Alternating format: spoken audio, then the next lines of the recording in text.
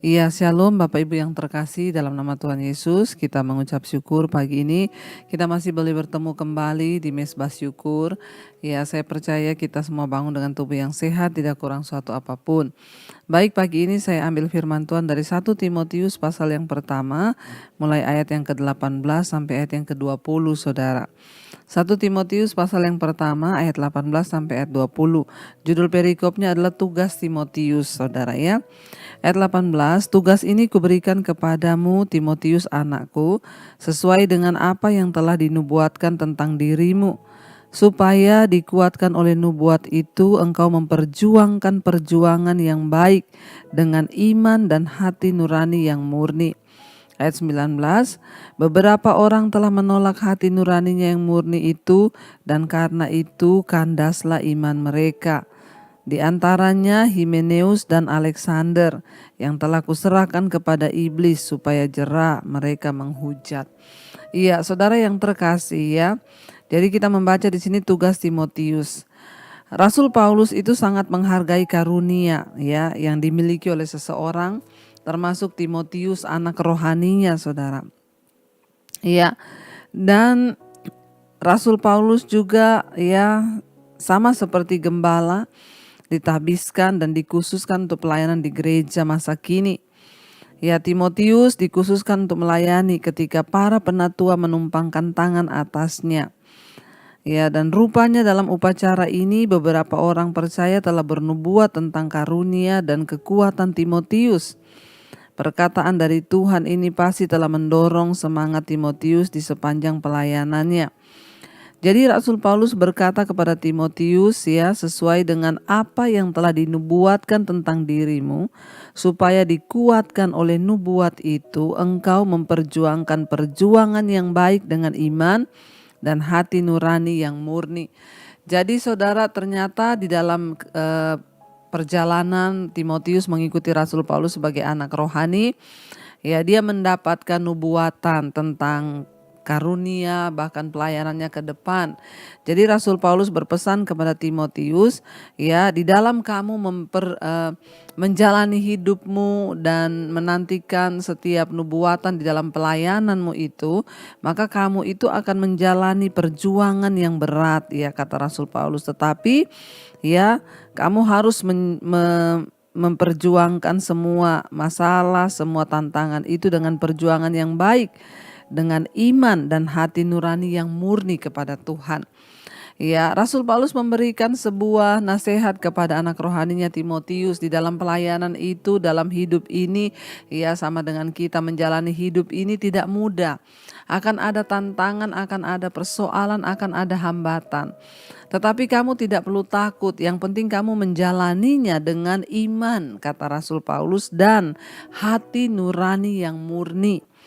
Ya, ikuti saja hati nurani yang murni itu, karena di dalam manusia itu ada yang namanya hati nurani, saudara. Ya, hati manusia itu tempat Tuhan berbicara. Ya, Tuhan memberikan petunjuk di dalam roh manusia.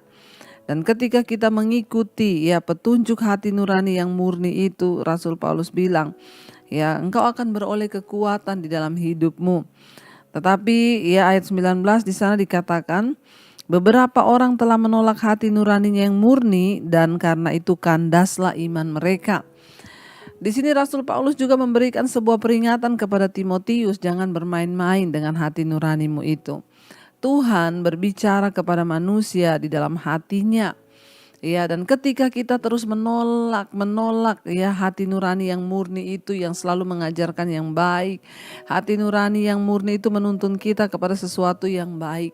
Hati nurani itu yang mengajarkan kita. Mazmur Daud berkata, di tempat tidurku hati nuraniku mengajari aku tentang hukum-hukum Tuhan. Jadi ya Tuhan berbicara lewat hati nurani manusia yang murni. Ya. Dan ketika hati nurani itu terus kita tolak, maka itulah yang akan menyebabkan iman manusia itu kandas. Ya, seperti contoh saudara, ketika Kain akan membunuh Habel, Tuhan bilang kalau hatimu itu baik, maka wajahmu berseri-seri, lihat dosa sudah mengintip engkau di depan pintu. Tapi Kain membiarkan hatinya itu dikuasai ya oleh dosa, oleh kebencian saudara. Sehingga hatinya menjadi panas ya, tetapi suara Tuhan yang murni di hatinya itu dia tidak mau dengar. Sehingga apa yang terjadi, dosa mengintip dia, membujuk dia, dan dia akhirnya melakukan pembunuhan terhadap adiknya sendiri. Dan apa yang terjadi saudara? Ketika terjadi pembunuhan, ya Kain memberontak di hadapan Tuhan, akhirnya hidupnya pun terkutuk. Orang kalau menolak hati nurani yang murni itu saudara, kandaslah iman mereka. Ketika orang melakukan persinahan contoh atau perselingkuhan, maka hati nuraninya akan berbicara kepada dia, ya untuk dia bertobat, tinggalkan dosa itu. Tapi banyak orang yang tidak mau bertobat, tidak mau mendengarkan hati nuraninya. 1 hari, 2 hari hati nuraninya berbicara, menegur dia, menyadarkannya dia. Tapi dia nggak mau bertobat, akhirnya kandas imannya sehingga apa? Ya tidak peduli lagi dengan dosa, nikmati dosa perselingkuhan sampai kepada perceraian. Ya ketika orang ya kepahitan kepada orang, hati nurani akan mengingatkan jangan kepahitan. Hati nurani mengingatkan akan firman hukum-hukum Tuhan, sebab Tuhan menaruh ya hukum-hukumnya di dalam hati nurani manusia.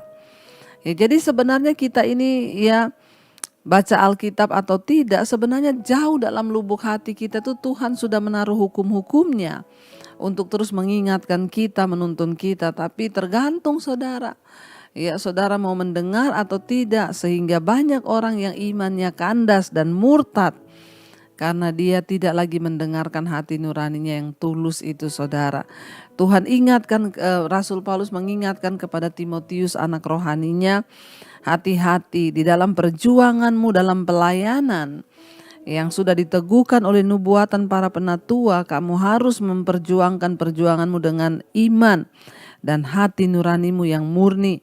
Tapi beberapa orang telah menolak hati nuraninya yang murni itu, dan karena itu kandaslah iman mereka. Jangan menganggap remeh suara hati nurani saudara. Karena kalau kita terus mengabaikan maka kandas iman kita. Kita katakan di sana diantaranya seperti Himeneus dan Alexander yang telah kuserahkan kepada iblis supaya mereka jera untuk menghujat. Ya, Rasul Paulus menyebut 2 nama di sini, Himeneus dan Alexander. Ya, kemungkinan ini adalah kedua ya orang yang ada juga di dalam jemaat, tetapi mereka menyesatkan jemaat dengan pengajaran-pengajaran palsu. Sehingga Rasul Paulus berkata, ya, dia menyerahkan mereka kepada iblis. Sebenarnya bukan karena Rasul Paulus yang menyerahkan, karena memang mereka ini utusan iblis. Ada utusan-utusan iblis dalam hidup kita, pelayanan kita yang akan mengacaukan saudara. Ya, dan karena itu Rasul Paulus bilang dia kembali menyerahkan mereka kepada iblis. Kenapa? Karena mereka dikeluarkan dari dalam pelayanan. Sebab tidak sesuai dengan pengajaran atau doktrin yang sedang diajarkan oleh Rasul Paulus saudara. Ya, karena itu saudara, mari kita berdoa pagi ini kalau Tuhan ingatkan kita untuk mendengarkan suara hati nurani kita yang murni. Biarlah kita mau belajar taat dan dengar-dengaran saudara, supaya ya hukum Tuhan, firman Tuhan yang sudah ada dalam hati nurani kita itu ketika berbicara mengingatkan kita, biar kita mau taat. Agar iman kita tidak kandas dan kita boleh semakin melihat kemuliaan Tuhan dalam hidup kita. Mari kita mau merenungkan firman ini saudara. Kita mau katakan di hadapan Tuhan, ya biar Tuhan, Engkau yang menjagai hati kami Tuhan, Engkau yang akan mengubahkan hati kami, agar hati kami ini penuh dan menjadi hati yang tulus di hadapan Tuhan. Biar kita mau bilang, ubah hatiku Tuhan, seputih hatimu, ubah hati kami sesuai dengan kasih-Mu Bapa, agar kami bisa dengar-dengaran taat dan melakukan firman Tuhan di dalam hidup kami. Terima kasih Bapa, terima kasih Tuhan. Ubah hatiku seputih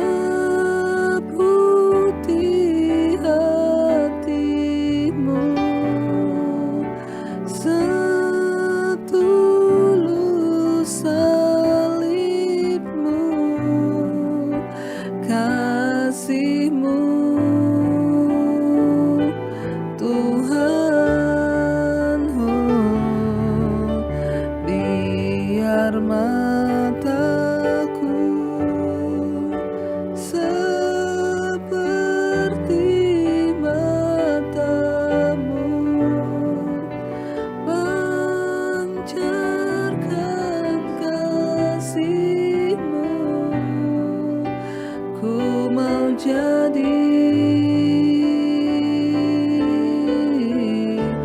seperti-Mu.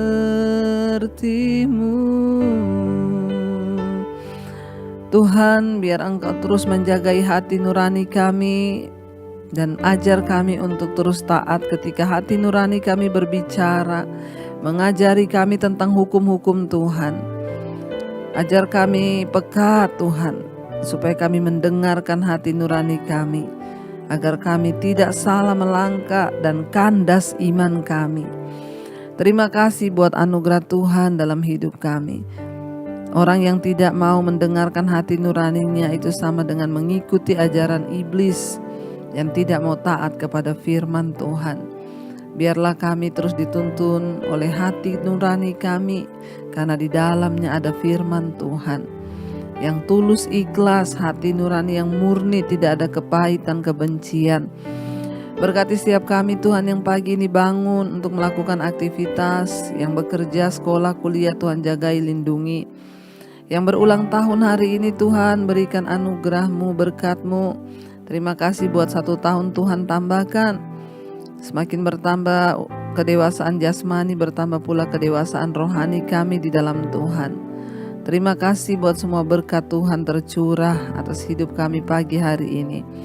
Tuhan berkati yang sakit Engkau sembuhkan, jamah dan lawat. Mereka yang terikat dengan dosa Tuhan bebaskan. Terima kasih Tuhan. Berkati bangsa dan negara kami Indonesia, Pak Presiden Jokowi, wakilnya, seluruh jajaran kabinet, TNI, Polri. Indonesia aman, tentram dalam tangan Tuhan. Terima kasih buat setiap anugerah yang terbaik yang Tuhan curahkan bagi kami dan bangsa ini Bapa, bahkan bangsa-bangsa lain. Mari kita berdoa. Bapa kami yang ada dalam sorga, dikuduskanlah nama-Mu. Datanglah kerajaan-Mu, jadilah kehendak-Mu di bumi seperti di sorga. Berikanlah kami pada hari ini makanan kami yang secukupnya. Dan ampuni kami akan kesalahan kami, seperti kami juga mengampuni orang yang bersalah pada kami.